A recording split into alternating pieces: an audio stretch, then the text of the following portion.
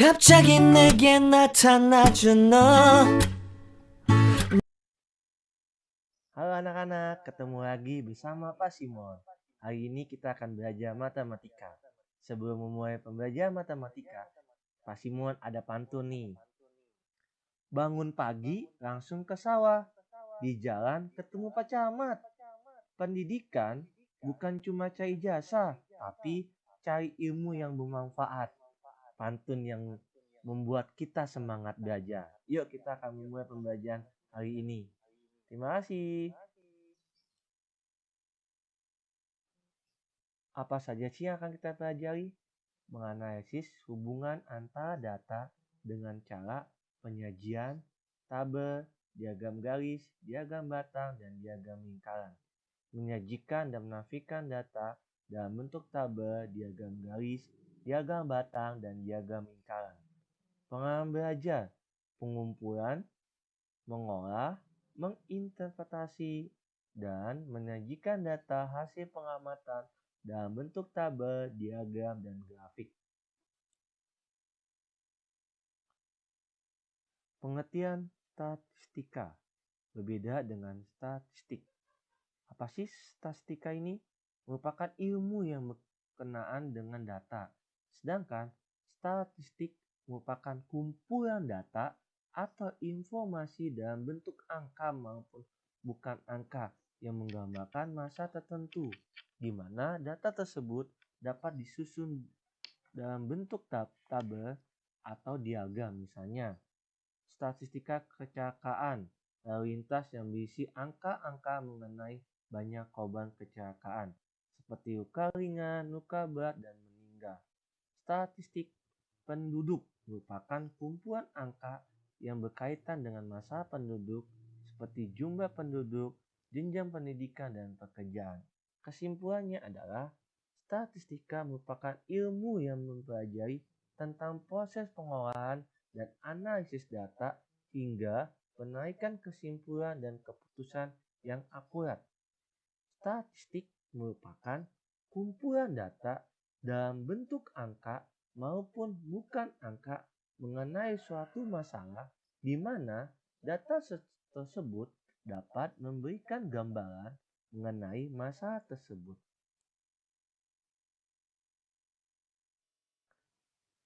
Data dapat diartikan sebagai kumpulan keterangan atau informasi yang diperlukan untuk memecahkan suatu masalah atau mendapat gambaran mengenai suatu keadaan.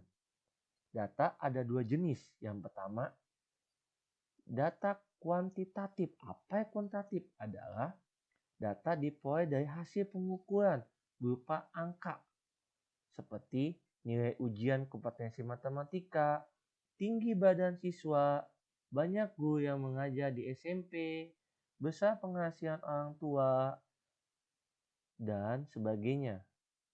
Yang kedua, data kualitatif. Apa ya kualitatif?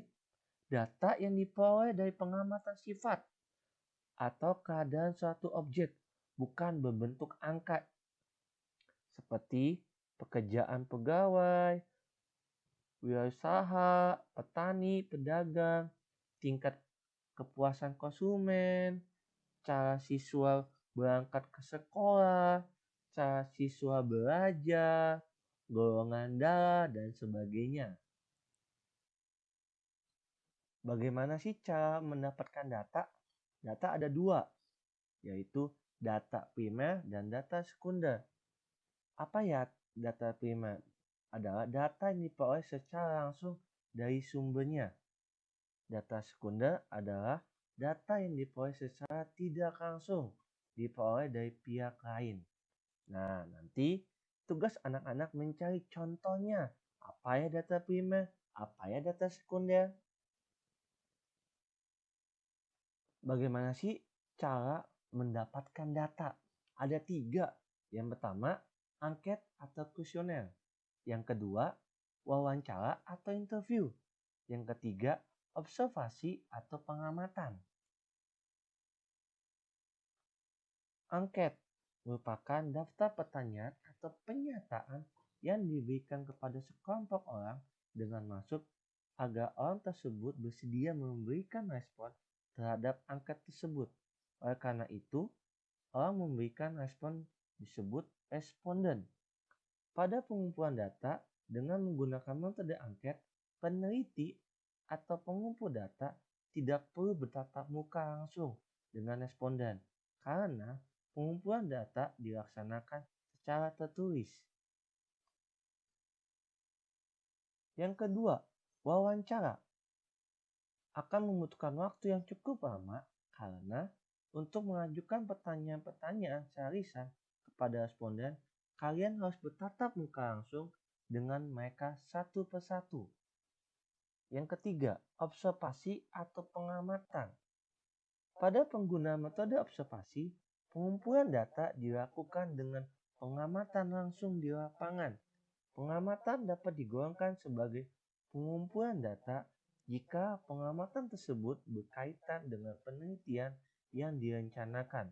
Dalam pelaksanaannya, biasanya para peneliti melengkapi dengan belangko pengamatan. Tadi kita sudah membahas tentang data. Sekarang kita akan membahas tentang penyajian data. Bagaimana sih proses penyajian datanya? Apa sih pengertian penyajian data? Penyajian data adalah merupakan salah satu kegiatan dalam pembuatan laporan hasil penelitian yang telah dilakukan agar dapat dipahami dan dianalisis sesuai dengan tujuan yang diinginkan. Ada 5 penyajian data. Yang pertama, lambang atau piktogram. Yang kedua, tabel. Yang ketiga, diagram lingkaran. Yang keempat, diagram gambar. Yang kelima, diagram batang. Diagram lambang atau piktogram disajikan dalam bentuk lambang-lambang. Dalam piktogram, lambang-lambang digunakan harus disesuaikan dengan objek yang diteliti. Perhatikan baik-baik contohnya. Data banyak dokter spesialis gigi yang bertugas di beberapa provinsi pada tahun 2013. Perhatikan Jawa Barat, banyak dokternya 350. Jadi satu orang mewakili 50. Nah, jadi ada 7 orang nih gambarnya nih. Berarti 7 gambar. DKI Jakarta 600. Berarti 600 dibagi 50 berarti 12. Jadi ada 12 gambar. Dan selanjutnya. Yang kedua, diagram batang. Diagram batang umumnya digunakan untuk menyajikan data nilai-nilai suatu objek penelitian secara visual dalam kurun waktu tertentu. Diagram batang adalah cara menyajikan data yang diagramnya berbentuk persegi, panjang, tegak maupun mendatar. Perhatikan baik-baik contoh diagram batang. A. Nilai berapa yang paling banyak diperoleh siswa. B. Jika KKM mata pelajaran matematika 80, berapa banyak siswa yang memerlukan remedial? Kalian harus memperhatikan diagram batangnya. Kalau tidak memperhatikan kan tidak bisa menjawab pertanyaannya. Nah, pada diagram di atas, nilai ulang yang paling banyak diperoleh siswa ditunjukkan dengan persegi panjang yang paling tinggi, yaitu 85. Nah, ini lihat nih 85. Yang kedua, siswa yang memerlukan remedial atau siswa yang hasil ulangan di bawah KKM kurang dari 80, berarti nilainya 75 dan 70. Nilai 75 berapa sih siswanya? 5. Nilai 70 berapa sih siswanya? 3. Berarti totalnya 8. Diagram selanjutnya, diagram garis. Perhatikan gambar yang di samping. Ini adalah suhu badan pasien yang sedang dirawat di rumah sakit. Diukur secara teratur, berkala dari waktu ke waktu dengan interval 1 jam. Ada yang naik, ada yang turun. Nah, kita lihat baik-baik. Dari pukul jam 6. Nah, di 36 suhu. Jam 7 dia naik 37 suhu, 30 derajat. Pukul 8 dia turun lagi. Pukul 9 naik lagi. Pukul 10 konsisten. Pukul 11 naik lagi. Nah, seperti itulah membaca diagram garis.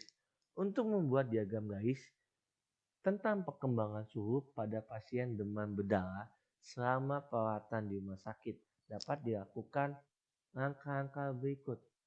Membuat sumbu mendata untuk data waktu dan sumbu tegak untuk data suhu badan. Menggambar titik-titik yang merupakan pasangan waktu dan suhu badan. Yang ketiga, menghubungkan titik-titik tersebut secara berurutan sehingga terbentuknya diagram garis. Baik-baik, contoh yang kedua tentang apa yo? Tentang data posisi cadangan devisa negara tahun 2006 sampai 2011. Ada yang naik, turun, naik. Itulah namanya diagram garis. Saatnya latihan. Saya mempunyai nilai data ulangan matematika siswa. Nah, dalam bentuk tabel, nama dan nilainya. Perhatikan. Kita akan membuat diagram tabel dengan cara menggabungkan dulu. Nilai 2 berapa jumlah siswanya. Nilai 3 berapa siswanya.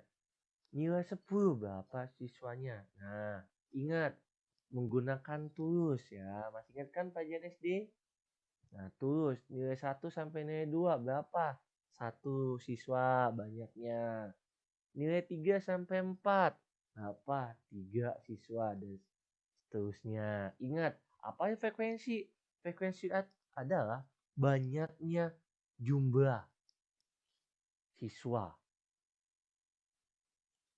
Selanjutnya kita akan membuat diagram batang.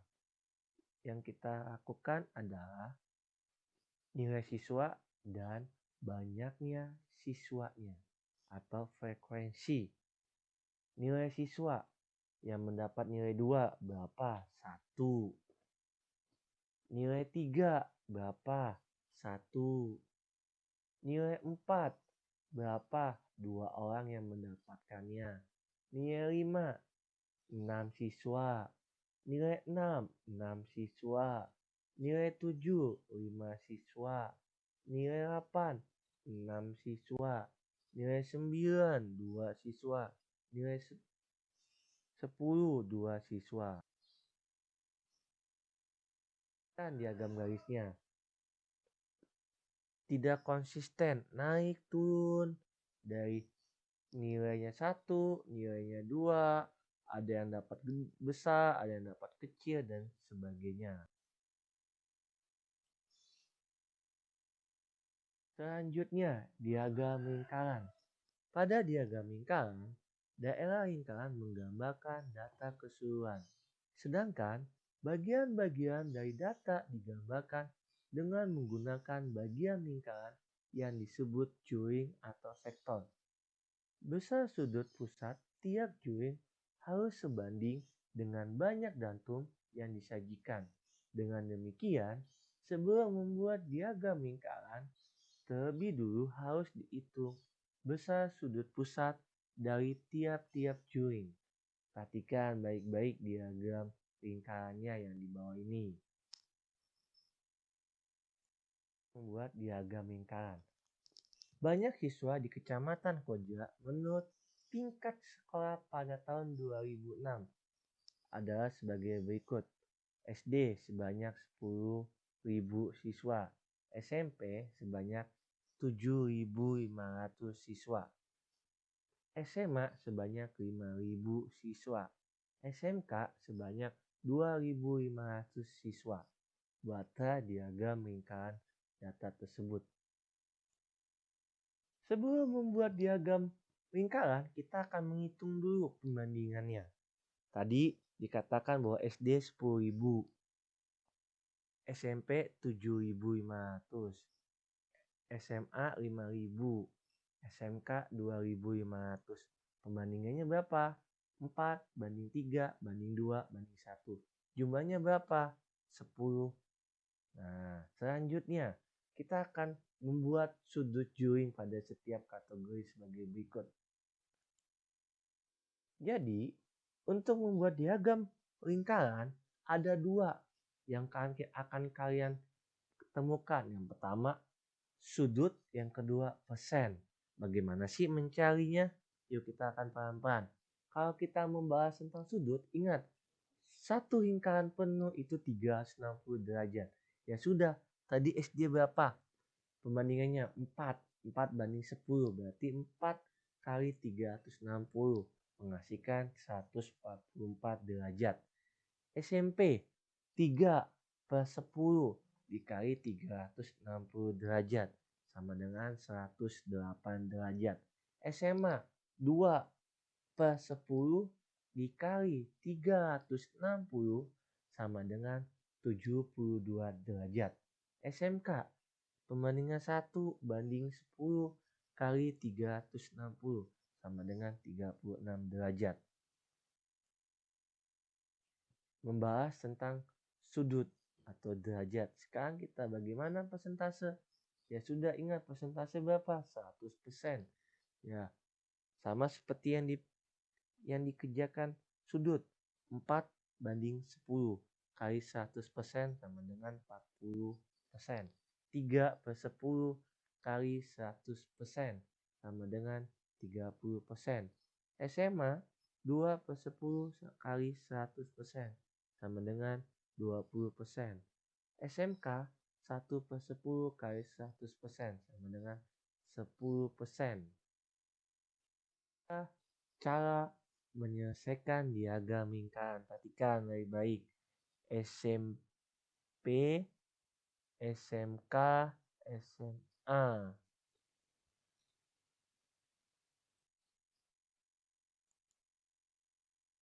Contoh diagram lingkaran.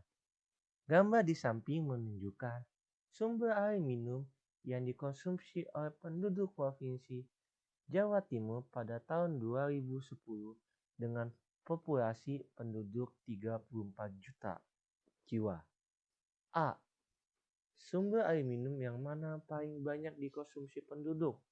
Berapa banyak penduduk yang konsumsi? Yang B. Berapa banyak penduduk yang mengkonsumsi air minum yang sumbernya di sekitar rumah? Nah, lihat nih, perhatikan baik-baik gambarnya. Berapa persen sih? Oh iya, 36%. Nah, 34 juta jiwa berarti 36 dikali 100 dikali 34 juta sama dengan 12 juta 240 jiwa. Ini adalah jawaban yang A. Yang B. Berapa banyak penduduk yang mengkonsumsi air minum yang sumbernya di sekitar rumah? Perhatikan baik-baik diagramnya.